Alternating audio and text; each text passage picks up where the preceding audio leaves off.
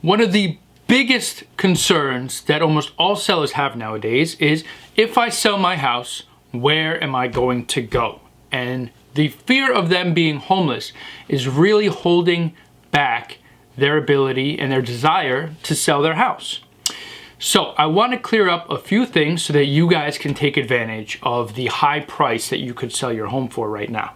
So there are a few unknown contingencies or not well-known contingencies that will help prevent you from ever being homeless when you're selling your home. Here are the 4 things that you can do to sell your home and prevent yourself from having nowhere to go once you do.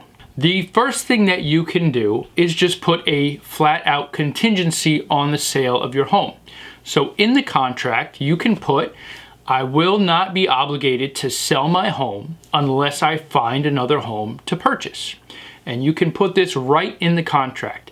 One of the great things about it being such a high demand for sellers right now and such a seller's market is you have a lot of power as a seller. And you are able to put in these contingencies into a contract that you might not normally be able to do. Nowadays, people will accept these, buyers will accept these contingencies just to be able to be the one that you choose out of all the offers that you should be getting on your home. The second one is just to delay the closing. So typically a closing is 45 days, but why not delay it until 70, 80 days to give you more time to find a property? And that's the second option that you can do. Now these last 2 options, the third one here is my absolute favorite, but they have 2 things in common, and I'll share that with you.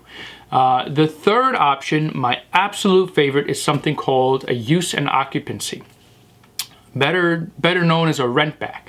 So what you do is you sell your home to a buyer, and then you continue to remain in that home and rent it back from the new owner until you find a new property to purchase. This accomplishes so many things that are positive for you as a seller. You get to stay in your home until you find something. You are no longer a contingent buyer. So when you go and put the offer on a new home, it's no longer contingent upon you selling your home because you've already sold it. And that is very, very, very desirable for the new house that you're going to purchase. And I'll go into more detail on it in future videos, but it is my favorite strategy, my favorite contingency to use for sellers right now who also have to purchase a home. And last, fourthly, you can do something that's called a short-term rental. So you sell your home and then you move into a short-term rental for 2 months until you find something to purchase. So it's less desirable than staying in your own home, but it's still a valid option, and it still removes that sale contingency when you go to purchase the new home. You're no longer contingent upon selling your previous home because you already sold it. And that is going to give you such an advantage when placing bidding war offers on houses that you want to purchase, because you'll be competing against people who are contingent upon selling, and you won't be, and you're more likely to get the purchase in that case. So hopefully this cleared up some things. I'm going to be sending you guys a few more videos going into more detail on each one of these strategies that you can use. And if you have any questions, let me know. I'll be happy to help.